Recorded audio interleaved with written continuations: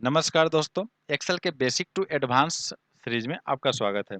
इस सीरीज में हम देखने वाले हैं एक्सेल को, यानी कि बिल्कुल जैसा कि आपको थंबनेल में देखने को मिला है कि बेसिक टू एडवांस, यानी हम इस सीरीज में बिल्कुल बेसिक से देखेंगे, यानी कि एक्सेल ओपन कैसे कर सकते हैं और वहां से लेकर के हम देखने वाले हैं कि एक्सेल के फार्मूला और फंक्शन को इस्तेमाल कैसे करते हैं। यानी अभी तक आप एक्सेल जीरो जानते हैं, अभी तक आपको एक्सेल के बारे में कोई नॉलेज नहीं है, तो आपको कोई टेंशन लेने की बात नहीं है, क्योंकि इस सीरीज में हम बिल्कुल बेसिक से एक्सेल ओपन करने से लेकर के एडवांस देखने वाले हैं। तो ये आपका एक्सेल के इस सीरीज का पहला वीडियो है, जिसमें हम एक्सेल का इंट्रोडक्शन करेंगे, यानी एक्सेल ओपन करेंगे। एक्सेल ओपन करने के बाद जो हमारा इंटरफेस आता है, जिसे हम वेलकम स्क्रीन कहते हैं, उसे हम इस वीडियो में कवर करने वाले हैं।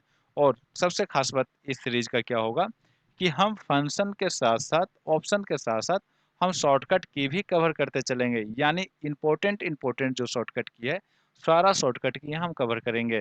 तो आप पूरे सीरीज में बने हुए रहिए। मैं कुंदन कुमार, स्वागत हमारे यूट्यूब चैनल डिजिटल एकेडमी में। अब हम चलते हैं एक्सेल की ओर। दोस्तों, यहाँ पे सबसे पहले हम एक्सेल स्टार्ट करने के लिए सीखेंगे।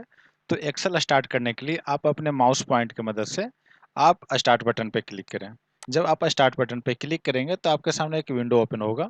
इस विंडो में आपके कंप्यूटर में अगर एक्सेल है तो यहाँ पे दिखाई देगा। अगर ऐसा भी हो सकता है कि आपको दिखाई ना दे, अगर आपके पास बहुत ज़्यादा ऐप है, सॉफ्टवेयर है, तो आपको न भी दिखाई दे सकता है। अगर दिखाई दे तो सिंपल इस पर क्लिक कीजिएगा, आपका एक्सेल ओपन हो जाएगी। नहीं दिखाई दे रहा है तो यहाँ सर्च फ्रॉम ऐप पे क्लिक कीजिए और सर्च कीजिए। जैसे कि हम यहाँ पे क्लिक करके हम सर्च करते हैं एक्सेल। जैसे हम एक्सेल यहाँ पे टाइप करेंगे तो नीचे देखिए यहाँ एक्सेल आ गया। इस पे क्लिक करके हम एक्सेल ओपन कर सकते हैं। और नहीं तो फिर आप यहाँ पे बिना स्टार्ट बटन पे क्लिक किए हुए यहाँ पे सर्च जो ऑप्शन दे रहा है, इस पे क्लिक करके आप एक्सेल टाइप कीजिए और एक्सेल टाइप करते ही आपके सामने यहाँ पे एक्सेल आ जाएगी। अब इस पे क्लिक कीजिएगा तो भी आपका एक्सेल ओपन हो जाएगा। और इसके अलावा और भी मेथड है। एक मेथड है कि आप अपने कीबोर्ड के विंडो के साथ आर बटन को करेंगे, इसे हम रन डायलॉग बॉक्स कहते हैं। अब इसमें आप यहाँ पे ओपन के जगह पे यहाँ पे एक्सेल टाइप कीजिए और एक्सेल टाइप करने के बाद आप सिंपल ओके पे क्लिक कर दीजिए, तो आपके सामने एक्सेल ओपन हो जाएगी। एक्सेल ओपन होने के बाद सबसे पहला जो डिस्प्ले होता है कुछ इस कैसा है। तो यहाँ पे जो आपके सामने डिस्प्ले आया, यहाँ पे देखिए ब्लैंक वर्कबुक, यानी एक्सेल में बने हुए फाइल को हम वर्कबुक कहते हैं। तो यहाँ पे ब्लैंक वर्कबुक दिया है, उसके अलावा यहाँ पे टेम्पलेट दिए हैं कुछ। अगर आप जिस तरीके का काम करना चाहते हैं और आपके काम के अनुसार यहाँ पे टेम्पलेट दिया हुआ है, तो यहाँ पे आप टेम्पलेट सेलेक्ट करके आप अपना काम कर सकते हैं। और अगर यहाँ पे नहीं दिखाई दे रहा है, मतलब आपके काम के अनुसार, तो आप मोर टेम्पलेट पे क्लिक करके और भी आप टेम्पलेट देख सकते हैं। इसके अलावा यहाँ पे रिसेंट में जिस फाइल में आप काम किया होगा, जैसे एक्सेल में जिस फाइल पे आपने काम किया, उस फाइल का यहाँ पे रिसेंट में नाम दिखाएगा। और अगर यहाँ पे नहीं दिखा रहा है तो आप अगर अपने कंप्यूटर के किसी भी फ़ोल्डर से अगर आप फाइल ओपन करना चाहते हैं, तो आपके लेफ्ट साइड में यहाँ ओपन का ऑप्शन देता है, इस पे आप क्लिक करके आप उसे ओपन कर सकते हैं। या आप नया लेना चाहते हैं वर्कबुक, तो यहाँ पे भी आपके सामने वर्कबुक का ऑप्शन है कि न्यू पे क्लिक करके आप ले सकते हैं। और हम क्या करते हैं कि यहाँ पे ब्लैंक वर्कबुक पे क्लिक करते हैं, क्योंकि हम जो एक्सेल में काम करते हैं वो वर्कबुक ही कहलाता है। जैसे ही कि यहाँ पे हमने क्लिक किया, यहाँ पे आपको काम करने के लिए शीट मिलता है, जैसे शीट 1 यहाँ पे दिया गया है। जिस तरीके से आप अगर एमएक्स वर्ड में काम किए होंगे, तो एमएक्स वर्ड में काम करने के लिए आपको पेज प्रोवाइड की जाती है, यानी उसमें आप पेज बाय पेज काम कर सकते हैं। लेकिन एक्सेल में आपको शीट मिलता है। ये जो शीट है, यहाँ पे शीट 1 करके मिलता है। और 2010 तक जो आपका एक्सेल था, उसमें आपको डिफ़ॉल्ट 3 शीट मिलता था और यहाँ पे 1 ही शीट मिल रहा है। और इसमें आपको और शीट ऐड करना है, तो देखिए यहाँ प्लस का सिंबल है, इस पे माउस पॉइंट लाते हैं, तो देखिए यहाँ आ रहा है न्यू शीट करके। अब इस पे अगर क्लिक करेंगे तो देखिए शीट 1 शीट के बाद शीट 2 आया, यानी जो भी आपका नया शीट इंसर्ट होगा, नया शीट आपके एक्सेल में ऐड होगा, वो जो एक्टिव शीट रहेगा उसके दाहिने तरफ आएगा, राइट साइड आएगा। जैसे 2 है, उसके बाद फिर हम प्लस पे क्लिक करेंगे तो 3 जो आएगा वो राइट साइड में आएगा। और ये शीट इंसर्ट करने का शॉर्टकट की भी होता है। अब इसका जो शॉर्टकट की होता है वो होता है शिफ्ट प्लस F11। लेकिन इस प्लस पे क्लिक करके इंसर्ट करना और शॉर्टकट में के माध्यम से इंसर्ट करने में एक छोटा सा अंतर होता है कि जैसे कि हमने आपको यहाँ पे बोला कि सी यहाँ पे प्लस पे क्लिक कर रहे हैं तो सिलेक्टेड यानी एक्टिव सीट के राइट साइड इंसर्ट हो रहा है। लेकिन अगर आप शॉर्टकट की के माध्यम से आप अगर इंसर्ट करते हैं जैसे शिफ्ट प्लस F11 इसका शॉर्टकट की होता है तो उससे आपका एक्टिव सीट के लेफ्ट साइड में इंसर्ट होगा। जैसे कि शिफ्ट प्लस F11 हम प्रेस किए तो देखिए 3 के बाद 4 लेफ्ट साइड में आया। अब 4 एक्टिव है तो फिर शिफ्ट प्लस F11 प्रेस करेंगे तो 5 उसके लेफ्ट साइड में। बस एक छोटा-सा अंतर होता है। उसके अलावा यहाँ पे आपका एक्सेल में सबसे ऊपरी हिस्सा को हम टाइटल बार कहते हैं। इसमें सबसे लेफ्ट साइड में क्विक एक्सेस टूल बार होता है। उसके अलावा यहाँ बुक 1 और एक्सेल लिखा हुआ है। यानी बुक 1 जो है वो हमारा फाइल का नाम होता है। एक्सेल में बने हुए फाइल को हम वर्कबुक कहते हैं। और अगर आप अभी तक नाम नहीं दिए हुए रहेंगे तो डिफ़ॉल्ट नेम आपका बुक 1 शो होता है। यानी आप जब तक अपनी तरफ से कोई नाम नहीं देते हैं अपने फाइल को तो वो बुक 1 से शो करेगा। यह एक्सेल का डिफ़ॉल्ट नेम होता है। उसके बगल में जो एक्सेल लिखा हुआ है ये आपका सॉफ्टवेयर नेम होता है। और इसके नीचे जो आपको ये दिख रहा है इसको हम टैब कहते हैं। जैसे file, home tab, insert tab, draw tab, page layout tab, इसे हम टैब कहते हैं। और टैब के निचले हिस्सा को रिबन कहते हैं। अब इस पे और हम बात करें तो अगर हम टाइटल बार की बात करें तो इसमें जो राइट साइड में मिलेगा मिनिमाइज, मैक्सिमाइज एंड रिस्टोर और क्लोज बटन। ये राइट साइड का 3 बटन होते हैं आपका टाइटल बार का। तो इसमें क्या है ना कि जैसे ही मिनिमाइज पे हम क्लिक करेंगे हमारा जो एक्सेल का सॉफ्टवेयर होगा वो मिनिमाइज होकर के नीचे टास्क बार में आ जाता है। और फिर इस पे हम रिपीट क्लिक करते हैं तो हमारा ओपन हो जाता है। और इसका जो शॉर्टकट की होता है मिनिमाइज का शॉर्टकट की आपका विंडो प्लस एम होता है। जैसे विंडो प्लस एम प्रेस कीजिएगा ये आपका मिनिमाइज हो जाएगा। और फिर इसे हम यहाँ पे क्लिक करके इसे हम ओपन कर सकते हैं। अब इसमें सेकंड क्या होता है आपका रिस्टोर। यानी इस पे आप लाइएगा अगर आपका फुल स्क्रीन में है तो इस पे क्लिक करने से आपका जो एक्सेल का फाइल होता है, एक्सेल का जो विंडो होता है आपके डेस्कटॉप के एक छोटे हिस्से में आ जाते हैं। और फिर इसी पे रिपीट क्लिक करने के बाद ये फुल स्क्रीन हो जाता है। तो इसका भी जो शॉर्टकट की होता है इसका आपका शॉर्टकट की होता है विंडो के साथ अगर डाउन एरो करेंगे तो आपके एक छोटे स्क्रीन पे आ जाएगा डेस्कटॉप के। और आप रिपीट विंडो के साथ अप एरो क्लिक करेंगे तो ये फुल स्क्रीन हो जाएगा। ये आपका शॉर्टकट की होता है। उसके बाद इसके बगल में है क्लोज।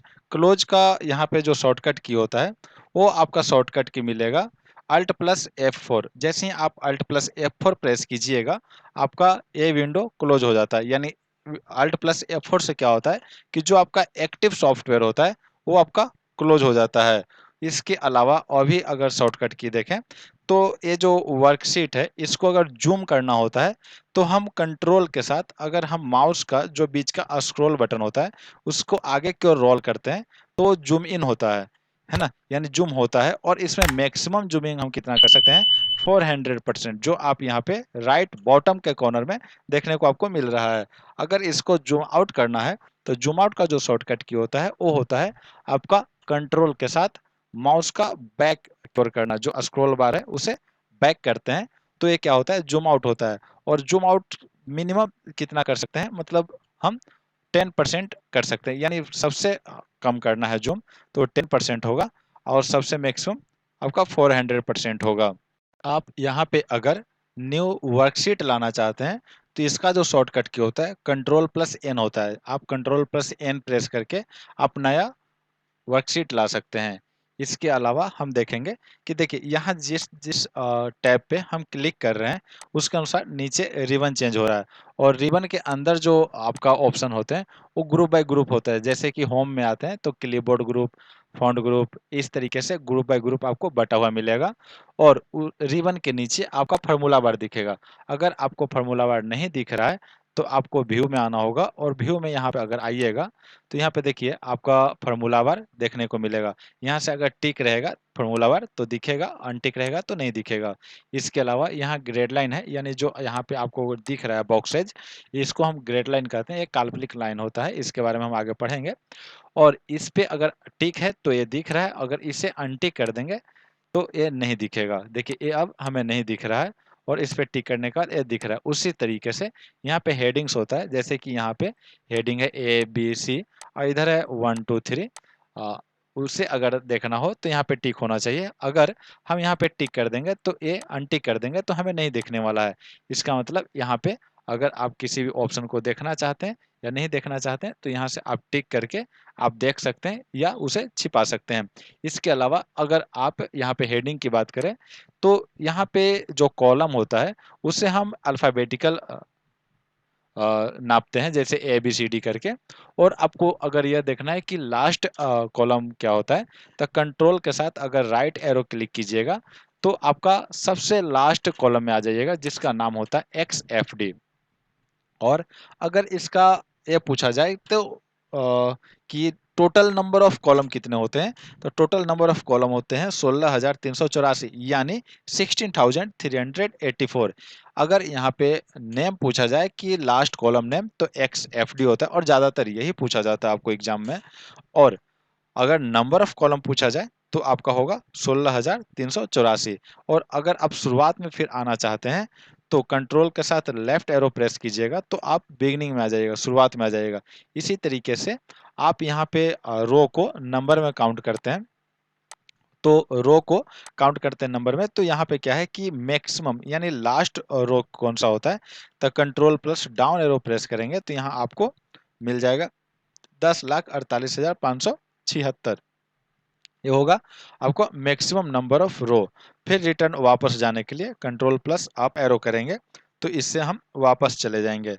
और अगर आपको किसी कॉलम को सिलेक्ट करना है, जैसे कि हमको डी पूरा कॉलम को सिलेक्ट करना है, तो पूरा कॉलम को सिलेक्ट करने के लिए आपको क्या करना होगा, control plus space bar click करना होगा। आप जिस भी कॉलम को सिलेक्ट करना चाहते हैं, जैसे हम जी को करना चाहते हैं तो आपको जी को किसी भी सेल को, मतलब जी कॉलम के अंदर किसी भी बॉक्स को सिलेक्ट कीजिए और control plus space bar click कर दीजिएगा तो आपको कंप्लीट जी कॉलम आपका सिलेक्ट हो जाएगा।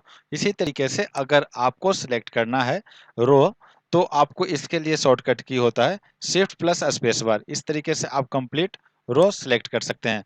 अगर आप शॉर्टकट किसी नहीं करना चाहते हैं तो आप हेडिंग पे ले जाइएगा तो आपका जो माउस है वो एरो डाउन एरो का बन जाएगा कॉलम पे। इस पे क्लिक कीजिएगा तो आपको इस तरीके से सिलेक्ट हो जाएगा। और रो को सिलेक्ट करना है तो इस तरीके से आप हेडिंग पे क्लिक करके सिलेक्ट कर सकते हैं।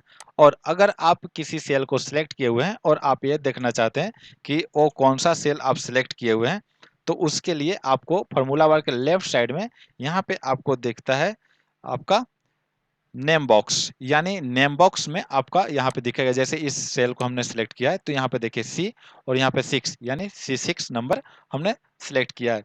इसके अलावा अगर हम मल्टीपल सेल को सिलेक्ट करते हैं तो इसे हम सेल रेंज कहते हैं। ठीक है, इसे हम क्या कहते हैं, सेल रेंज कहते हैं। और अगर पूरा सारा कॉलम एंड सारा रो को आपको सिलेक्ट करना है तो कंट्रोल प्लस ए प्रेस कीजिएगा, पूरा कॉलम एंड रो आपको सिलेक्ट हो जाएगा। या आप यहाँ पे कॉर्नर पे क्लिक कीजिएगा तो इससे भी आपका कंप्लीट सीट सिलेक्ट हो जाता है। तो ये हो गया आपको बेसिक। आज के क्लास में इतना ही। मिलते हैं जल्द ही अगले वीडियो में और भी एक्सेल के जानकारी के साथ। जैसे कि अभी तो हमने शुरुआत किया, आज के इस वीडियो में हमने इंट्रोडक्शन देखा। और अगर आप हमारे टेलीग्राम चैनल पे आते हैं तो आपको इससे रिलेटेड आपको नोट्स भी मिल जाएंगे। तो मिलते हैं जल्द ही अगले वीडियो में। जय हिंद।